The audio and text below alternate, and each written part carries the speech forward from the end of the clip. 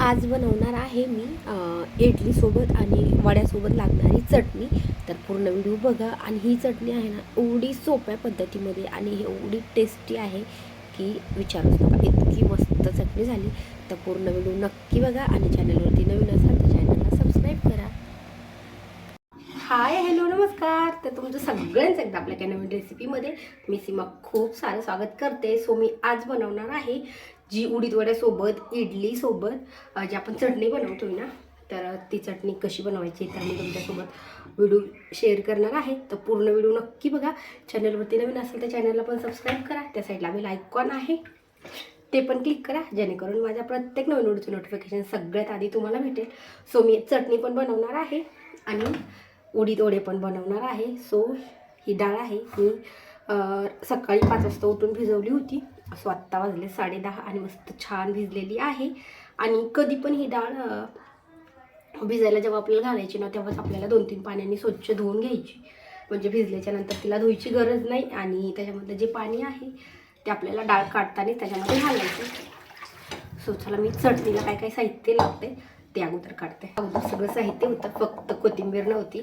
तर आत्ता ह्यांनी कोथिंबीर आणून दिली. आणि रुद्राजला पण आज सुट्टी आहे, तर दोघं गेलेत बाहेर.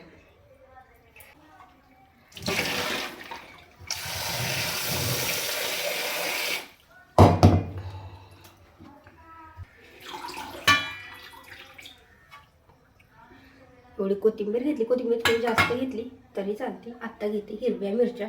हिरवी मिरची अजिबात तिखट नाही म्हणून थोड्याशा जास्त घेते. आणि उडीद वड्यामध्ये पण मी ना मिरची वापरणार आहे. अगदी 2 मिरच्या टाकायच्या त्याच्यामध्ये, खूप जास्त नाही टाकायच्या.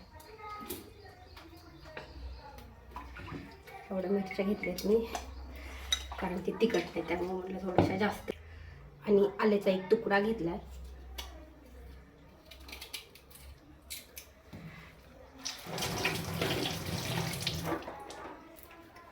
सुही पण थोडासा कट करून घेते.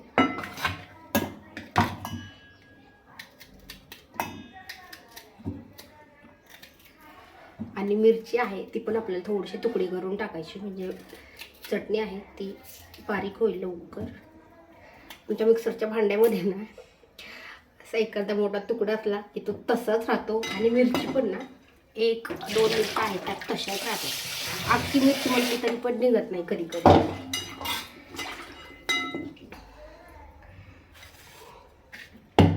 आता मिरचीची मी आहे हातानेच तोडून घेते. खूप बारीक कट करायची गरज नाही आपल्याला, फक्त 1-2 तुकडे करून घेते.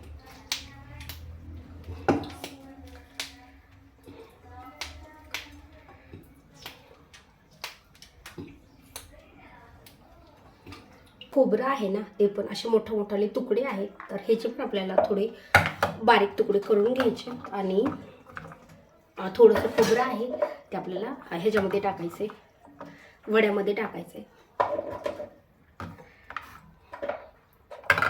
साधारण एवढं खोबरं ठेवते वड्यामध्ये टाकायला, म्हणजे थोडंच ठेवले. चटणीला आपल्याला थोडंसं जास्त वापरायचे. तर हे जे पण ना मी छोटे काप करून घेते. आता ही चटणी ना एक वेळेस नाही निघणार आहे, कारण की ह्याला ही थोडीशी जास्त आहे. तर आपल्याला 2 वेळेस किंवा मिक्सरमध्ये 3 वेळेस काढून घ्यायची. डाळ मस्त भिजली. अगोदर आपण चटणी करून घेऊयात. त्यासाठी मी एवढं आलं घेतले, त्याचे अगदी बारीक बारीक तुकडे केले ती. आणि हे ठेवलं आहे उडीद वड्यामध्ये टाकण्यासाठी. आणि एवढं घेतलं आहे चटणी बनवायला. सो अगोदर आलं टाकले. आत्ता आपण ह्याच्यामध्ये टाकूयात मिरची. एवढी मिरची आणि कोथिंबीर घेतली. तर आता आपल्याला हे 2 वेळेस काढायचे. तर आपण थोडं 2 वेळेस किंवा 3 वेळेस तर थोडं साहित्य आहे ते ॲड करूया. म्हणजे जेवढं भांड्यामध्ये निघेल ना तेवढं टाकायचं. मला वाटते 2 वेळेस निघेल हे सगळं.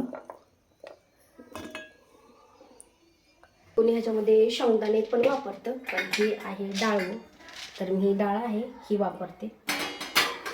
म्हणजे जी आपण चिवड्यामध्ये वापरतो ना ती डाळ आहे, बघू शकता. ही पण घेतली मी अर्धी वाटी. तर आमच्या इकडे ह्याला डाळवं म्हणतायत, तुमच्या इकडे काय म्हणतायत हे मला कमेंट करून नक्की सांगा. आपण जेव्हा चिवडा वगैरे करतो तेव्हा त्याच्यामध्ये ही तळली जाते आणि खायला अशी पण खूप भारी लागते, फुटाण्यासारखी लागते. फुटाणे डाळ पण म्हणतात ह्याला खूप जण. तर आत्ता ही टाकते मी ह्याच्यामध्ये थोडी. आणि हे जर वापरली ना तर शेंगदाणे वापरायची गरज नाही. आणि ही जर नसेल तर मग थोडेसे शेंगदाणे घालायचे. आता ह्याच्यामध्ये मी कोथिंबीर पण थोडीशी ॲड करते. आणि आता आपल्याला ह्याच्यामध्ये टाकायचं आहे दही. सो बघू शकता आत्ता मी ह्याच्यामध्ये दही टाकले. आत्ता पण हे भांडं आहे काढून घेऊया चटणी ना. तोपर्यंत मला पटकन रेसिपी आहे ती बनवून घ्यायची, कारण की तो आला तर एवढी बडबड असते आणि तो एवढा मध्ये करतो. त्यामुळे म्हटलं की तो कटिंग करायला गेला आहे बाहेर, तोपर्यंत म्हटलं पटकन जर झाली पूर्ण रेसिपी तर बरंच होईल. आता किती वेळ लागतो माहीत नाही का लिहायला. सो आत्ता ह्याच्यात सगळं साहित्य टाकले. तर आपल्याला फिरून घ्यायचं. मी ह्याच्यामध्ये पाणी नाही ॲड केलं, कारण की ह्याच्यामध्ये मी दही टाकले. दही जर नसेल टाकलं ना तर थोडंसं पाणी टाकायचं. आणि खूप जर घट्ट वाटत असेल, निघत नसेल, तरी पण थोडंसं पाणी घालायचं.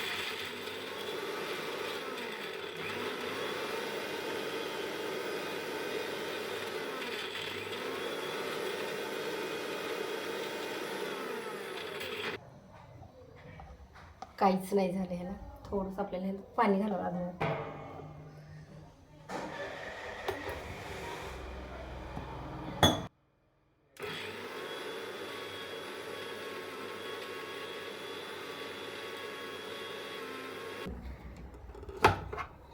बघू शकता आता ही चटणी आहे ही काढून घेऊयात. आणि बाकीची चटणी आहे ना ती पण सेम अशीच बनवून.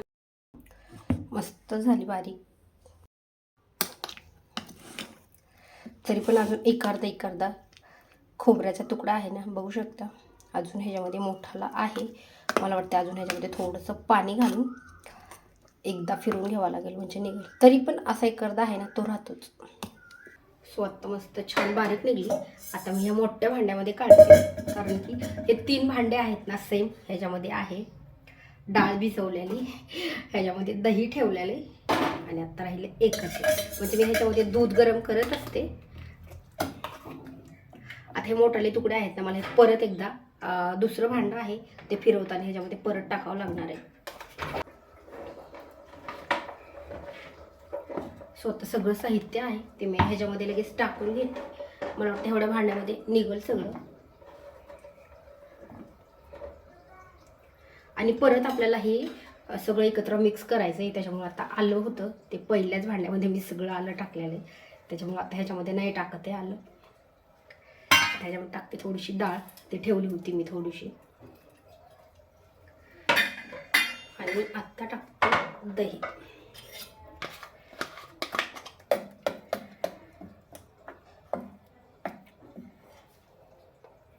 अजून ह्याच्यात 2-3 मोठाले तुकडे खोबऱ्याचे. ते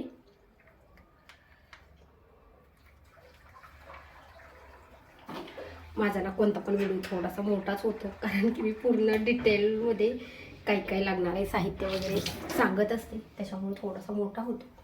आता आपल्याला ह्याच्यामध्ये घालायचं आहे मीठ. जरी आता आपल्याला ह्याच्यामध्ये आपण जर कमी घातलं ना तर नंतर टेस्ट करून बघून पण आपण घालू शकतो. साधारण मी 1 चमचा मीठ घालते. आणि सगळ्यात मेन आपल्याला घालायची आहे साखर. सो हा चमचा आहे, हा मी 1 घालते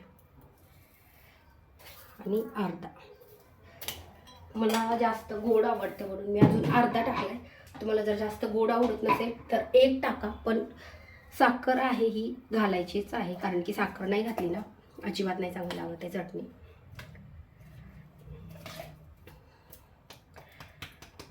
आता आपण हे भांडं फिरून घेऊया. मध्ये काढते. आणि ह्याच्यामध्ये पण ना बरेच मोठाले तुकडे राहिलेत खोबऱ्याचे, तर ते पण आता एकदा काढून एकदा भांडं फिरून घेणार आहे. मग फक्त आपल्या चटणीला फोडणी घालायची.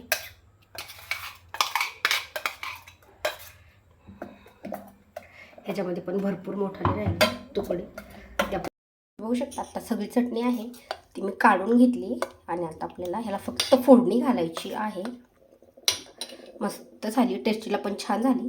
आता फोडणीला काय साहित्य घालायचं आहे ते पण मी तुम्हाला दाखवते पुढे व्हिडिओमध्ये. सो आत्ता फोडणीसाठी मी कढई ठेवली. छोट्या वाटीमध्ये दिली तरी चालती, पण म्हटलं की आता कढईमध्येच देऊ. त्याच्यामध्ये थोडंसं तेल टाकायचं आणि थोडीशी मोहरी टाकायची. वाटत आपल्याला त्याच्यामध्ये लाल मिरची असेल ना तर तिचे पण तुकडे करून टाकायचे, पण माझ्याकडे नव्हती म्हणून मी नाही टाकले. आणि लगेच मोहरी छान तडतडली की आपल्याला त्याच्यामध्ये टाकायचा आहे कढीपत्ता. आणि लगेच कढीपत्ता पण छान परतला की लगेच आपल्याला जी फोडणी आहे ना ती लगेच चटणीमध्ये ॲड करायचे असं बघू शकता.